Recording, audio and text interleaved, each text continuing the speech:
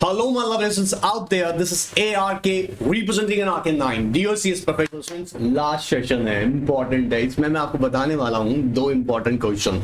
Exam के perspective से ये दो क्वेश्चन बहुत इंपॉर्टेंट है. वैसे तो ये पूरा चैप्टर ही इंपॉर्टेंट है, याद रखिएगा. और सारे पार्ट्स हमने इसके कंप्लीट कर लिए हैं. जिन स्टूडेंट्स ने रेगुलर क्लासेस अटेंड करते आ रहे हैं उनको तो मैं इंश्योर कर रहा हूँ भाई तुम लोगों का मार्क्स बहुत अच्छा आने वाला है. क्यों? क्योंकि आप लोग कोई क्लास मिस नहीं कर रहे हैं और अपने टेस्ट सीरीज भी प्रॉपर अटेंड कर रहे हैं. बट अगर कोई मेरे महान बच्चे मतलब अगर टेस्ट मिस कर रहे हैं, और मैं जानता हूं कुछ जो टेस्ट मिस कर रहे हैं, कोई बात नहीं, करते रहो. क्या चाहते हो? बार बार एक ही एग्जाम को बार बार अटेम्प्ट करना है? नहीं ना. सो अच्छे से पढ़ो, एक बार अटेम्प्ट करो, टेस्ट सीरीज प्रॉपर करो, क्लियर करो ना, प्रोफेशन में जाओ, प्रैक्टिस करो. ऑलराइट, तो क्लासेस को मिस मत करो और ना ही टेस्ट सीरीज मिस करो. Anyways, come to the point. आज के सेशन में दो तीन इंपॉर्टेंट क्वेश्चन है. वैसे मैं कहूं इन शॉर्ट दो ही इंपॉर्टेंट क्वेश्चन है जो लास्ट सेशन के हैं. एग्जामिनर ऐसे क्वेश्चन सबसे पूछ सकते हैं. क्या? I know that very well. आप यहां देख रहे हैं, ठीक है. आपको याद कराने के लिए भी इसे ऐसा इजिएस्ट फॉर्म में रेडी किया है. सर क्या रेडी किया है? अरे भाई सुनो ना, जब हमने अब तक मर्जर अमलगमेशन पढ़ा तो हमने ये सारे एस्पेक्ट्स देखे, प्री एंड आफ्टर दैट हमने फिर during the merger and merger of course and amalgamation and after the merger and amalgamation की बात करने वाले हैं. क्या होता है किसी भी मर्जर का सक्सेस, जी हाँ, किसी भी मर्जर का सक्सेस या उसकी वैल्यूएशन हम कब कैलकुलेट करेंगे? Of course after the merger.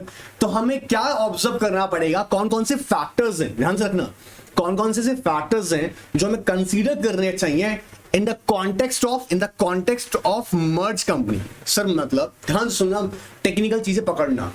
जब बोलते हैं the context of merge company, तो मेरा कहने का मतलब है मर्ज कंपनी का मतलब अर्स्टवाइल कंपनी. अर्स्टवाइल कंपनी का मतलब जो पहले वाला था ना, पहले वाला कैसे पता लगेगा सर?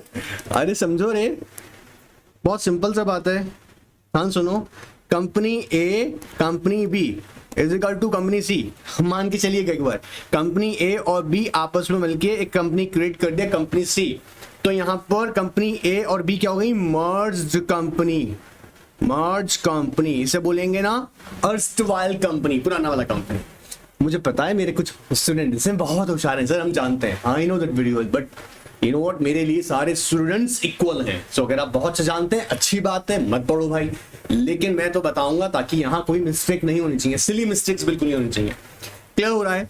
अब क्या करना है, क्योंकि हमें पोस्ट मर्जर, ध्यान सुनना, पोस्ट मर्जर हमें उसकी सक्सेस को टेस्ट करना है, एग्जामिन करना है. पर वो कैसे एग्जामिन होगा? उसके कुछ फैक्टर्स हैं, बहुत ध्यान सुनना. इजिएस्ट फॉर्म में रेडी किया हुआ है, याद हो जाएगा. और याद हो क्या जाएगा, याद कराएंगे आपको, याद होगा. ये वीडियो देखते देखते याद होगा. देखिए क्या क्या फैक्टर्स होंगे, समझेंगे, याद करेंगे. कहता है major the return on total assets and on net worth. अब आप इसके बारे में आपने अकाउंटिंग में एक बात पढ़ा होगा, उम्मीद कर रहा हूं, इसलिए मैं बहुत ज्यादा डिटेल में नहीं जाऊंगा, बट एक बताना जरूर चाहूंगा आपको. जब हम बोलते हैं रिटर्न ऑन टोटल एसेट्स, आप जानते हैं कि जब आप बिजनेस स्टार्ट करते हैं या कंपनी रन करते हैं तो आपके यहां पर आप ऑफकोर्स बिजनेस में assets in the form of assets आप इन्वेस्टमेंट करते हैं. जो इन्वेस्टमेंट्स करते हैं एसेट्स में, आप ये एक्सपेक्ट करते हैं कि उस एसेट से आपको कितना रिटर्न जनरेट हो रहा है. क्योंकि अगर वो एसेट्स आपको रिटर्न जनरेट करके दे ही नहीं रही है तो आप समझ लीजिएगा आपके लिए कितना बड़ा लॉस. तो यूजुअली इसका हम एक बहुत सिंपल सा फॉर्मूला कैलकुलेट करते हैं जिसमें हम लोग नेट इनकम को, मर्ज कंपनी की नेट इनकम को डिवाइड कर देते हैं उसकी एवरेज टोटल एसेट से. अब ये अकाउंटिंग ट्रीटमेंट बहुत डिफरेंट हो जाएगा, but for your knowledge purpose हम यहाँ पे एवरेज टोटल एसेट्स लेते हैं, टोटल एसेट्स कंसीडर नहीं करते. मैं फिर क्या कर दूं, रियलिटी यही है, प्रैक्टिकली ऐसे अप्लाई होता है. क्योंकि एसेट्स भी आप देख रहे हैं, कोई एसेट्स डेप्रिशिएट हो रही है, किसी एसेट्स के अंदर आपके ध्यान से देखेंगे अप्रिशिएट भी हो रही है. In case of land building generally appreciate भी हो जाती हैं. सो यहां पर जो एसेट्स होती है वो टोटल एवरेज एसेट्स देखते हैं, ठीक है.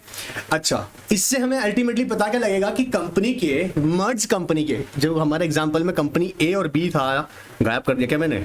ऑलराइट, हमारी कंपनी ए और बी जो था पहला वाला कंपनी, हम चेक करके देखते हैं कि भाई उसके कितनी एसेट्स पे उसको कितना रिटर्न जनरेट हो रहा है, ठीक है. वैसे ही हम उसके नेटवर्थ को, जब हम नेटवर्थ कैलकुलेट करते हैं तो हम नेटवर्थ से हम क्या कंसीडर करेंगे उसका, ध्यान से सुनिएगा.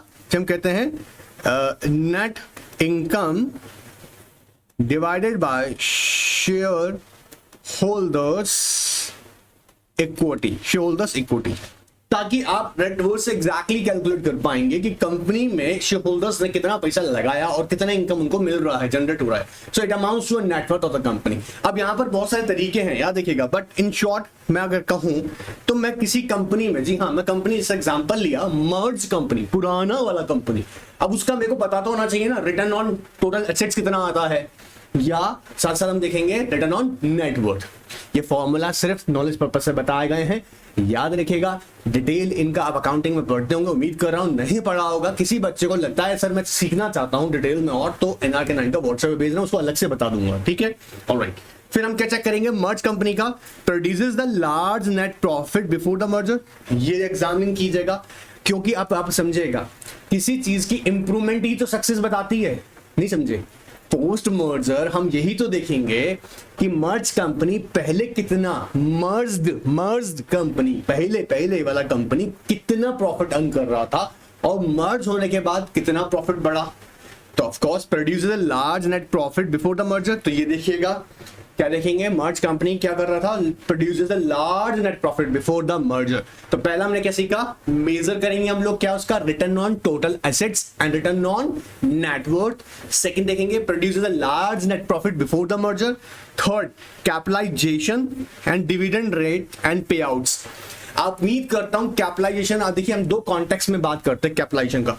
एक हम लोग बात करते हैं जब हम कैपिटलाइजेशन बोलते हैं अकाउंटिंग ट्रीटमेंट के पर्सपेक्टिव से, जब हम देखते हैं एसेट्स के टर्म में, ये तो पता है ना मेरे बच्चे, एसेट्स के टर्म में, ठीक है। एंड सेकंड जो होता है हम देखते हैं कैपिटलाइजेशन मार्केट कैपिटलाइजेशन के टर्म में। मार्केट कैपिटलाइजेशन आप लोगों को पता होगा, जब हम कहते हैं कि कंपनी ने कितना शेयर इशू किया है, उसका आज करंट प्राइस क्या चल रहा है, उसे मल्टीप्लाई कीजिएगा और उसमें से प्रमोटर शेयर होल्डिंग हटा दीजिएगा, मतलब माइनस कर दीजिएगा, तो पता लगता है कंपनी का मार्केट कैपिटलाइजेशन क्या है। अब जितना बड़ा मार्केट कैपिटलाइजेशन होगा ऑफ कोर्स उतनी बड़ी जंबो साइज कंपनी होगा, ठीक है। ऐसे ही एसेट्स के टर्म में भी हम जब कैपिटलाइजेशन कंसीडर करते हैं तो इन टर्म्स ऑफ हम लोग ये कंसीडर करते हैं कि वो कंपनी कितना हमारे लिए रेवेन्यू, जी हाँ, in that form of assets कितना रेवेन्यू जनरेट कर रहा है। बात पकड़ में आ रहा होगा, उम्मीद कर रहा हूं, क्योंकि असली कैपिटलाइजेशन का मतलब क्या है, मान लीजिएगा आपने एक एसेट्स परचेज किया, क्लियरिटी के लिए बता रहा हूं, ध्यान सुनेगा, आपने अकाउंटिंग टर्म के अंदर ऑलराइट, आपने एक एसेट्स परचेज किया। अब मान लीजिएगा वो एसेट जो है वो आपने लोन पे परचेज किया है, तो उस एसेट्स के ऊपर उसका कॉस्ट बढ़ गया, किस चीज का, इंटरेस्ट का कॉस्ट बढ़ गया, फिर उस एसेट्स को मेंटेन करने का एक्सपेंसेस बढ़ गया। तो अब ये जो टोटल आपके सामने एसेट्स निकल के आ रही है, इसके अंदर क्या क्या इंक्लूड हो रहा है, इसके एक्सपेंसेस भी इंक्लूड हो रहे हैं, इसके ऊपर इंटरेस्ट पे करो वो भी इंक्लूड हो रहा है, एंड अल्टीमेटली ये एसेट्स आपको कितना रिटर्न जनरेट करके दे रहा है, बात पकड़ में आ रहा है, alright. And over the period of time of course वो डेप्रिशिएट भी होगा। सो फिर मैं यहाँ पे अकाउंटिंग नहीं पढ़ा रहा हूँ, लेकिन थोड़ा क्लैरिटी देना जरूरी है, ठीक है। एनीवेज, तो 3 पॉइंट हमने याद किया। पहला, मैं मर्ज कंपनी के, पुरानी वाली कंपनी के, उसका return on total assets check करूंगा, मतलब measure the return on total assets. Second, return on the net worth. फिर हम दूसरा उस पे क्या चेक करेंगे, क्या मर्जर से पहले ये लार्ज प्रॉफिट बना रहा था, so produces the larger profit before the merger, larger net profit before the merger. इसके अलावा थर्ड में जो कंसीडर करूंगा उसका capitalization, dividend rates and payouts. Dividend rate तो बहुत इंपॉर्टेंट है, बात पकड़ में आ रहा है। डिविडेंड रेट समझ रहे हैं ना, कि एनुअली कंपनी या इंटरिम या फाइनल डिविडेंड किस परसेंटेज रेट पे दे रहा है। जनरली अगर 4 to 5% है, अच्छा है। 7%, 10% बहुत सा कंसीडर किया जाता है। जनरली मैं आपको बता दूं 10 to even 7 to 10 is a good dividend rate. Creating a large business organizations, क्या मर्ज कंपनी बड़ा कंपनी क्रिएट कर सकता है, बात पकड़ में आ रहा है। मर्ज कंपनी बड़ा ही कंपनी क्रिएट कर सकता है, ये भी हम ऑब्जर्व करेंगे। तो पहले हमें 4 पॉइंट देखने हैं, याद करने हैं, फिर आगे चलते हैं। फटाफट से एक बार वापस से रिवाइज करो, क्या चेक करेंगे, measure the return on total assets, बोलो measure the return on total assets and net worth. दूसरा बोलो produces a large net profit before the merger. तीसरा बोलो जल्दी से capitalization and dividend rate and payouts, ये हम मेजर करेंगे। ये तीनों चीजें हमें मेजर कर लेनी है। उसके अलावा हम क्या देखेंगे, creating a large business organisation, क्या ये कैपेबिलिटीज हैं उसके पास में कि वो कंपनी, मर्ज कंपनी बड़ा ऑर्गेनाइजेशन क्रिएट कर सकता है। ऑलराइट, अब देखते हैं फिफ्थ। अब हम क्या करते हैं, मर्ज कंपनी को हम कंपेयर करते हैं। ध्यान से सुनते जाना मेरे साथ में, ध्यान से रखना एकदम। कंपनी ए है जिसका हम मर्ज करना चाहते हैं, मान लीजिएगा अभी हम लोग सक्सेस फैक्टर कंसीडर कर रहे हैं, ठीक है। और एक कंपनी बी है। अब कंपनी ए जो है, जिसको हम हमारा माइंड में चल रहा है, जो या हमने ऑफकोर्स मर्ज करने की बात कर रहे हैं इसके साथ में, हम इसे कंपेयर करेंगे सिमिलर साइज ऑफ कंपनी से।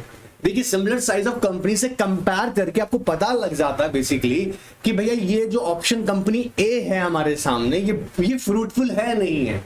अज्यूम करके देखिएगा, एक कंपनी जिसका मैन्युफैक्चरिंग बेस बहुत बड़ा है, अब वो चाहती है टेक्नोलॉजी के टर्म में किसी ऐसी कंपनी के साथ जुड़ना जो टेक्नोलॉजी में डील करती है। उसके सामने दो ऑप्शंस हैं, कंपनी ए भी टेक्नोलॉजी में डील करता है, कंपनी बी भी टेक्नोलॉजी में डील करता है।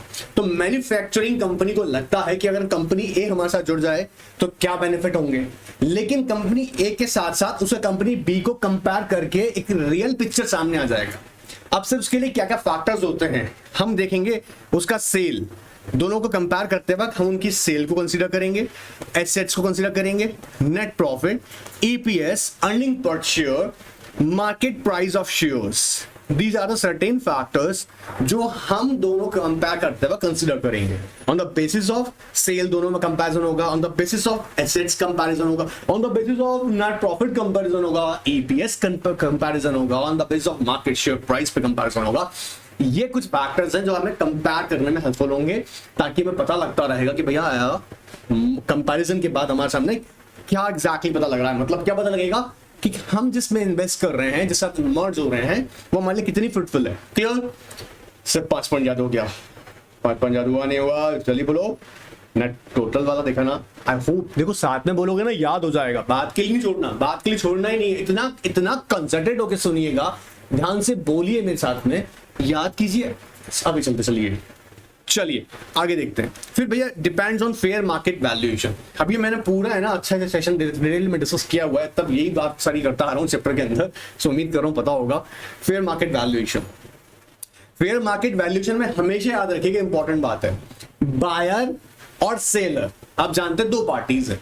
बायर जो कि कंपनी, मान लीजिएगा, सपोज कीजिएगा, हम एक एग्जांपल को समझते हैं, company A and company B. Company A मान लीजिएगा बायर है और कंपनी बी सेलर है। भैया ऐसा तो होना ही है ना, चाहे वो एक्विजिशन का केस हो, बात पकड़ में आ रहा है, मर्जर का केस हो, अमल कमीशन का केस हो। बायर भी चाहता है कि भैया मुझे रीजनेबल प्राइसेस हो, फेयर प्राइसेस पर मेरी डील क्रैक हो, और सेलर चाहता है कि मुझे अच्छा रिटर्न जनरेट हो जाए, मेरे लिए तो रिटर्न अच्छा जनरेट हो जाए। तो फेयर मार्केट वैल्यूएशन का मतलब क्या है कि ये जो डील है मर्जर का, ये दोनों के लिए ही बेनिफिशियल हो, बायर के लिए भी और सेलर के लिए भी। बात पकड़ में आ रहा है? और दोनों, कोई भी पार्टी इंसिस्ट नहीं हो रही है कि भैया मुझे तो बेचना ही पड़ेगा या मुझे तो खरीदना ही पड़ेगा। फेयर मार्केट वैल्यूएशन का बेसिक कॉन्सेप्ट ही इसी बात पे बेस्ड है। बात पकड़ में आया? Alright sir. फिर कहता है वैल्यूइंग द होल एंटरप्राइजेस। फिर हम क्या देखेंगे? Whole enterprises valuation. अब कैसे होगा? उसका डेटा निकालिएगा, बैलेंस शीट देखिएगा, पीएनएल लास्ट 5 इयर्स का है या जब से कंपनी इनकॉर्पोरेट हुआ तब से और अब तक का, मतलब अब तक का मतलब जिस डेट पर आप मर्जर करने की बात कर रहे हैं। अकाउंटिंग इंफॉर्मेशन चाहिए, जैसे कंपनी की अकाउंटिंग इंफॉर्मेशन क्या क्या, इन्वेंट्री है, sale, cost, profit, depreciation, executive and managerial compensation. बोलो एग्जीक्यूटिव एंड मैनेजर कॉम्पनसेशन। तो पहला क्या देखेंगे इसमें? कंपनी की बैलेंस शीट, जब होल एंटरप्राइजेस वैल्यूइंग कर रहे हैं। So balance sheet and PNL of last 5 year, specially of course it is suggested that it must be audited. Audited होंगे तो अच्छी बात है। अकाउंटिंग इंफॉर्मेशन में कंपनी की इन्वेंट्री, कंपनी का सेल, कंपनी का प्रॉफिट, कंपनी की कॉस्ट, कंपनी का डेप्रिसिएशन, मतलब सारी अकाउंटिंग, सारी एस्पेक्ट्स इंफॉर्मेशन कवर करेंगे। फिर कहता है records of patent and trademarks या company's history including the its subsidiary. Alright, चलिए ना फिर हम देखते हैं उसके company history and including its subsidiary history. I hope यहां तक क्लियर होगा। अब देखो ये सारे फैक्टर्स ना अगर आपने यहां से समझे, अब सर हमको तो स्क्रीनशॉट दे दीजिएगा इसका। तो देखो स्क्रीनशॉट ले लो ताकि ना इजी रहे इसे मेमोराइज करना। ऑलराइट, आई होप ले लिया होगा स्क्रीनशॉट। इसके अलावा यहाँ का स्क्रीनशॉट ले लीजिएगा एक बार और, एंड दिस वन क्लियर। अब देखो सुनो, अगर ये समझ में आ गया ना तो मैं तुम्हें बता दूं प्रोबेबली आप अपना 4 मार्क्स पक्का कर चुके हो अगर ये क्वेश्चन आ गया तो। अब यहां से ना ये देखो क्वेश्चन की एक लाइन रीड करवा रहा हूं जहां से क्वेश्चन ऐसा बन सकता है टॉपिक के अंदर। एवरी मर्जर, मेरे साथ बोल लो, देखो every merger is not successful there are certain factors which are required to be measured the success of any merger. Comment, discuss, even question ऐसे भी आ सकता है, advice the board of director of your company ABC limited, जो भी XYZ दे देगा example में आपको, और बोलेगा कि कौन कौन से फैक्टर्स को कंसीडर किया जाए for the purpose of post merger success and valuation. क्या हो रहा है? So we will consider all these factors, चाहे वो उसकी टोटल असेट्स का रिटर्न कंसीडर करें, नेटवर्थ पे देखें, नेट प्रॉफिट देखें पहले कितना था मर्जर से पहले, कैपिटलाइजेशन को चेक करें, या वो यू नो व्हाट उसकी जो क्रिएटिंग लार्ज बिजनेस ऑर्गेनाइजेशन को कंसीडर करें, कंपेयर करें, वैल्यू करें, फिर मार्केट वैल्यूएशन देखें, या हम उसके ऑल ओवर वैल्यू कैलकुलेट करें एंटरप्राइज का इन टर्म्स ऑफ चाहे अकाउंटिंग इंफॉर्मेशन हो ऑफ कोर्स, या उसके फाइनेंशियल एस्पेक्ट्स को देखें, बैलेंस शीट्स को, पीएनएल कंसीडर करें. सो ये सारे एस्पेक्ट्स आपको हेल्पफुल करेगी to understand exactly the success of the post merger and value. I hope ये क्लियर होगा. अब आगे का हम देखते हैं. दो क्वेश्चंस और हैं, मैं सिर्फ इसे सजेस्ट करूंगा ऑनेस्ट स्पीकिंग आप रीड करें सिर्फ, क्योंकि इससे रिलेटेड एस्पेक्ट्स मैंने ऑलरेडी आपको डिस्कस किया था अभी. सर आपने कब डिस्कस किया? इससे पहले वाला क्लास के अंदर जिन लोगों ने सिंसियरली अटेंड कर रहे हैं ना, बिना कमेंट में मेरी तारीफ की है ना, मेरे लिए तारीफ ज्यादा इंपॉर्टेंट तुम्हारी नॉलेज है. अभी टेस्ट में कई स्टूडेंट्स का अच्छा परफॉर्मेंस नहीं था. फोकस ऑन योर स्टडीज, ठीक है, बात समझो और ध्यान से देखो. हमने इससे पहले वाले में डिस्कस किया था ह्यूमन एंड कल्चर एस्पेक्ट्स. ध्यान से सुनना ही ध्यान से, ठीक है, दोनों ही बता रहा हूं. देखो जनरली क्या होता है जब मर्ज हो जाता है ना एंटिटीज, तो हम दो एस्पेक्ट को बहुत कंपनीज है ना ज्यादा अटेंशन पे नहीं करता, जबकि वो बहुत इंपॉर्टेंट होती हैं. जैसे हमने अभी सारे फैक्टर्स कंसीडर किए सक्सेस के लिए, ऐसे ही याद रखेगा मर्जर हो जाने के बाद भी उसकी human aspects and culture aspects को भी कंसीडर करना चाहिए. ह्यूमन एस्पेक्ट्स का मतलब यहाँ पे क्या है? जनरली देखा जाता है जब दो एंटिटीज आपस में मर्ज हो जाती हैं, एक नया एंटिटी के अंदर जब नया एम्प्लॉइज का, जो पुरानी वाली कंपनीज है उनका एम्प्लॉइज को अच्छा ट्रीट नहीं किया जाता है. अच्छा ट्रीट का मतलब यहाँ पे क्या है? अच्छा ट्रीट का मतलब यहाँ पर यह है कि या तो उनको डिमोट कर दिया जाता है, या उनको एक फेयर ट्रीटमेंट नहीं मिलता है, या उन्हें कहीं ना कहीं लेस फेवरेबल टर्म्स के ऊपर वर्क करना पड़ता है. इवन कई केसेस में तो ऐसा भी देखा जाता है जहां उनको रिट्रेंच किया जाता है, वो छोड़नी पड़ती है जॉब. सो ह्यूमन एस्पेक्ट्स को इग्नोर नहीं करना चाहिए. अब आप कहेंगे इतना सही है, नहीं, मैं सिर्फ कह रहा हूं रीड करना. इससे पहले वाला क्लास के अंदर जब हमने बात किया था चेंज इन ऑर्गेनाइजेशनल स्ट्रक्चर, मैंने वहां पे बहुत अच्छे से इसको बताया है. सो बार बार थोड़ा रिपीट करेंगे यार. ऐसे ही हम समझते हैं कल्चरल एस्पेक्ट्स. अब कल्चरल एस्पेक्ट्स बेसिकली कंपनी के कॉन्टेक्स्ट में क्या चीज होती है समझिएगा. कंपनी के अंदर आपने देखा होगा ना, कंपनी का कल्चर जब हम बोलते हैं कंपनी कल्चर, तो वहां पर हमने देखा होगा कंपनी की जॉब करते वक्त आपका एक ना ड्रेस कोड होता है, आपका वर्किंग आवर्स होते हैं, है ना, ऑफिस सेटअप होता है, बात पकड़ में आ रहा है, एम्प्लॉय रिलेशनशिप होता है, कंपनी एम्प्लॉयज की पार्टिसिपेशन को अप्रिशिएट करता है. ये सारी एस्पेक्ट्स क्या है? Culture aspects. अब अज्यूम करके देखिएगा कि जिस कंपनी में हम पहले थे, मतलब मर्जर से पहले जो कंपनी थी, उसके अंदर working hours 8 hours in a day होते था और वहां सैटरडे संडे ऑफ मिलता था. मर्जर करने के बाद में 8 आवर्स वर्किंग तो हो गई 10 आवर्स, ठीक है. ये कंपनी 10 आवर्स वर्क करवाता है, लेकिन उसके बाद भी हमको ना ओवर टाइम कंसिडर नहीं करता. या ये कंपनी के अंदर कोई स्पेसिफिक जो ड्रेस कोड है, वो ड्रेस कोड इस तरह के कलर का है जो आपको अंदर ही अंदर इरिटेट करता है. जैसे अज्यूम कर लीजिएगा ब्लैक कलर, मैंने ब्लैक पहन रखा है, लेकिन हम एग्जांपल दे रहा हूं कि आपको ब्लैक पहनना और आपको ब्लैक पसंद नहीं है, ठीक है, बट आपको ब्लैक कैरी करने के लिए कहा जा रहा है. कुछ धर्म में तो ब्लैक को अच्छा नहीं माना जाता ना. एनीवेज यहां सिर्फ एग्जाम्पल दे रहा हूं कल्चर को लेके. यहां मर्ज होने के बाद में इस कंपनी के अंदर यू नो लोगों में, एम्प्लॉयज में एक अच्छी रिलेशनशिप मेंटेन नहीं होती है, या जो मैंने कहा भी वर्किंग आवर्स है, या ऑफिस सेटअप है, ठीक है, जॉब सेटिस्फैक्शन है. सो ये सारी एस्पेक्ट्स कहीं ना कहीं कल्चर एस्पेक्ट्स में कवर करते हैं, और ये भी कंपनी को कंटिन्यू कैरी करनी चाहिए साथ साथ में. आई होप ये समझ में आ रहा होगा. तो सिर्फ 2 पॉइंट्स रीड करने के पर्सपेक्टिव से कह रहा हूं, ठीक है. अब यहां पर जो दूसरा इंपॉर्टेंट क्वेश्चन को कहने वाला था आप लोगों से, वो यही है जो मैं आपसे डिस्कस कर रहा हूं. ये 2 क्वेश्चन आपस में मिले हुए हैं, दोनों टॉपिक्स. आइएगा समझ लेते हैं. अब हम बात करेंगे measuring the post merger efficiency, कितना एफिशिएंट है मर्जर के. कुछ फैक्टर्स डिस्कस किए हमने, ठीक है, सक्सेस के लिए. अब वो हम देखना चाहते हैं कि मर्जर कितना एफिशिएंट है. इसके लिए याद रखिएगा, अगेन मैं आपको बोलूंगा कुछ 2-3 बातों पे हमें ध्यान रखना पड़ता है. वो 2-3 बात क्या हो सकती हैं? फॉर एग्जांपल कंपनी का जो नेट प्रॉफिट है, क्या आफ्टर मर्जर वो बढ़ा है, क्या कंपनी का return on total funds increase हुआ है? फंड्स का मतलब क्या है? आपने जो कैपिटल एम्प्लॉयड की है उस एम्प्लॉयड पे जहां रिटर्न आपको ज्यादा हुआ है। अगर मान लीजिएगा मर्ज होने के बाद में आपका प्रॉफिट नहीं बढ़ा, आपका रिटर्न नहीं बढ़ा, बोलो ना, प्रॉफिट नहीं बढ़ा, रिटर्न नहीं बढ़ा, आपकी अर्निंग्स नहीं बढ़ी हैं, तो फिर फायदा क्या हुआ मर्जर का? क्या ये मर्जर एफिशिएंट हुआ? नहीं। तो मर्जर की एफिशिएंसी के 3 इंपॉर्टेंट हम देखेंगे बेसिस हैं जिन पे हम कंसीडर करते हैं उसकी एफिशिएंसी।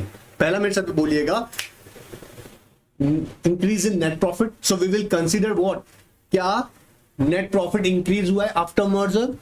दूसरा इंपॉर्टेंट फैक्टर मेरे साथ बोलिएगा, रिटर्न ऑन टोटल फंड क्या इंक्रीज हुआ है? रिटर्न ऑन टोटल फंड क्या इंक्रीज हुआ है? टोटल फंड का मतलब समझ रहे हो ना, जो आपने इन्वेस्ट किया हुआ है, ठीक है।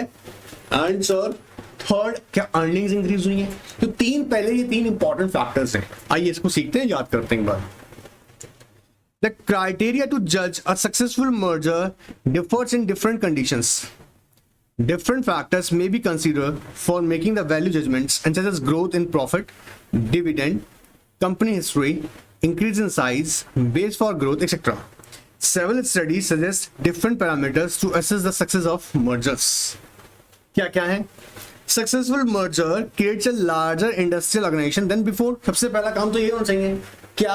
It creates a larger industry. It creates a larger industrial organization. It creates a larger industrial organization. Of course, that company A और B आपस में मिलकर एक नया कंपनी बनाए, तो नया कंपनी कैसा होना चाहिए? Large in terms of course, all over size, sale, profit, cost तो खैर नहीं बढ़ाना है, cost तो कंट्रोल करना है, ठीक है। So पहला क्या देखेंगे? Creates a larger industrial organization than before. Provides a basis for growth. Provides a basis for growth. फिर देखते हैं, और डूइंग स्टडी कहता है 3 क्राइटेरिया उन्होंने देखे। पहला, merger should give larger net profit than before. तो पहले याद रखिएगा, हाईलाइट कीजिएगा यहां पर, मेन क्या है, क्या ये आपका नेट प्रॉफिट बढ़ा है आफ्टर द मर्जर? दूसरा, higher return on total funds, ये कंसीडर करिएगा। तीसरा, sustain increase in earnings, sustain in earnings, याद रहेगा। 3 हमने इंपॉर्टेंट फैक्टर्स पे कंसीडर करे, मतलब एफिशिएंसी टेस्ट करने के लिए पोस्ट मर्जर के बाद एफिशिएंसी अच्छा नहीं है।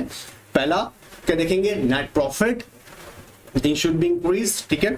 So create whether after the merger entity creating a larger net profit. दूसरा, increase in return on total fund, return on total funds उसमें बड़ा है। तीसरा, इंक्रीज इन अर्निंग्स। फिर कहता है earning on capitalisation and dividend records. बात पकड़ में आ रहा है? ये कुछ फिनेंशियल हम लोग एस्पेक्ट्स हैं बेसिकली जो कंसीडर कर रहे हैं। फिनेंशियल भी है और हम कुछ आगे देखेंगे ऑपरेटिंग एस्पेक्ट्स भी हैं, जो हम ये देख रहे हैं कि इससे अल्टीमेटली मर्ज होने के बाद में हमें कितना बेनिफिट अराइज हो रहा है। फिर 1960 के अंदर एक रिसर्च किया गया, उसमें भी एफिशिएंसी टेस्ट के लिए 2 तरीके देखे गए। क्या देखे गए? 2 types of efficiency improvements were expected to result from the merger. Improvements due to economies of larger scale production. Due to economies of large scale of production. बोलो शायद मेरे से economies of large scale of production. Economies of large scale of production. Company A और company B आपस में मिलकर जब company C बनाते हैं, तो कंपनी A अपना और कंपनी B अपना अपना रिसोर्सेज इस्तेमाल करता है। अल्टीमेटली उसका बेनिफिट क्या मिलता है? आपका कॉस्ट कम आता है, अल्टीमेटली आप ज्यादा प्रॉफिट बना सकते हैं, आप ज्यादा ऑफर दे सकते हैं, लेस प्राइसेस पे अपना प्रोडक्ट सेल कर सकते हैं, ज्यादा फीचर्स के साथ आप दे सकते हैं। तो अल्टीमेटली उसका पर्पस क्या है? Creating a large economics of scale of production, creating economics of large scale production. Application of superior management skills to the large organisation. Of course जब कंपनी ए और बी का superior skills management senior involve होगा तो नया और better हम idea generate कर पाएंगे। बोला 2 तरीके हैं 1960 के अंदर, इस तरीके 2 तरीके के टेस्ट किए जाते थे कि क्या आप बड़ा मतलब economic scale of production, large production कर सकते हैं। दूसरा, बेटर हम लोग अप्लाई कर सकेंगे क्या? Superior management skills. Some other researchers in 70s and 80s measure efficiency based on stock market measures, labor productivity, total factor productivity। 1780s के आसपास इन फैक्टर्स को भी कंसीडर किए जाने लगे साथ के साथ में।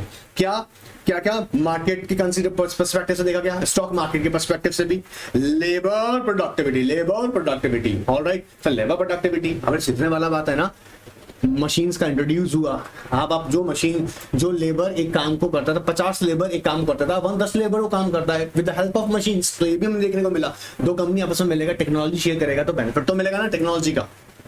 and total factor productivity. These improvements pointed towards market dominance, but for gauging efficiency, resultant profitability as was accepted as a benchmark. In order to ensure progress, a conscious and concentrated effort to keep track of several key elements is required, along with the answer to the following questions. क्या क्या? जैसे what impact is integration? Integration मतलब यहाँ पर कह रहा है merger and acquisition से, ठीक है? So what impact is the integration having on key indicators of business performance? Key indicators क्या क्या होंगे?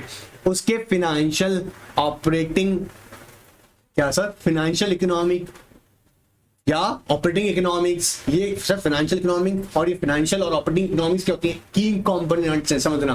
फाइनेंशियल में इन टर्म्स ऑफ क्या क्या कंसीडर करते हैं आप उसके, कि रेवेन्यू कितना बढ़ रहा है, प्रॉफिट कितना आपको इंक्रीज हो रहा है, ठीक है।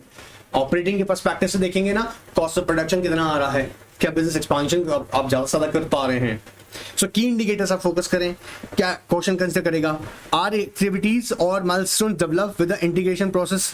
ऑफ कोर्स जो आपने पर्पस लेके चल रहे थे वो अचीव हो रहे milestones. Major issues emerging during the integration requiring the considerable attention. ऐसे कौन कौन से चैलेंजेस होते हैं जिनको आपको ध्यान रखना होगा। Important facts have merged during the merger acquisition that can be used to improve the subsequent merger or acquisition। अच्छा, आप क्या होता है ना, किसी चीज से सीखते हो, आपने मर्जर किया और आपको लगता है कि यार ये हमारे उस मर्जर में कमियां रह गई थी। फॉर एग्जाम्पल आपको मान लीजिएगा पेटेंट टेक्नोलॉजी से रिलेटेड लाइसेंसिंग आपके फेवर में नहीं आई, ठीक है, जो कंपनी थी उसको भी वो लाइसेंसिंग किसी और पर्पज से कर रही थी, लेकिन मर्जर के बाद आप एक्सपेक्ट कर रहे थे कि ये फैसिलिटी आपको मिल जाएगी, या मर्जर के बाद पता लगा वो टेक्नोलॉजी आउटडेटेड हो गई इमीडिएटली, ठीक है, अब ये गवर्नमेंटल एक्शन हो गए, तो आपको ये रहेगा कि यार नेक्स्ट कभी मर्जर करेंगे ना, तो ये जो हमने सीखा है हम नेक्स्ट मर्जर करते वक्त इन बातों का ध्यान रखेंगे। तो ये क्वेश्चंस यहाँ पर रखे जो गए इस फॉर्मेट में, सिर्फ एग्जाम्पल के फॉर्म में ताकि समझाएं, बहुत सारे क्वेश्चन ड्रॉ हो सकते हैं इसे। अब अगर आएगा तो मैंने जैसे कहा 3 बातें तो यहाँ पे याद रखना। पहला हम लोग किस पर्सपेक्टिव देखेंगे, after the merger whether it creates a large industrial organisation. दूसरा हम लोग कुछ फैक्टर्स देखेंगे उसके, क्या उसका नेट प्रॉफिट बढ़ा है, क्या उसका रिटर्न ऑन टोटल फंड्स बढ़ा है, उसका अर्निंग्स बढ़ा है, क्या कैपिटलाइजेशन कंसीडर करेंगे, डिविडेंड रिकॉर्ड्स देखेंगे आफ्टर द मर्जर। ऑलराइट, अब देखो यहाँ पर इंडिकेटर्स हैं जो मैं आपको बताना चाह रहा था। The main purpose of merger और acquisition is to deliver the expected financial results, namely earnings and cash. भैया यही चाहिए, समझना।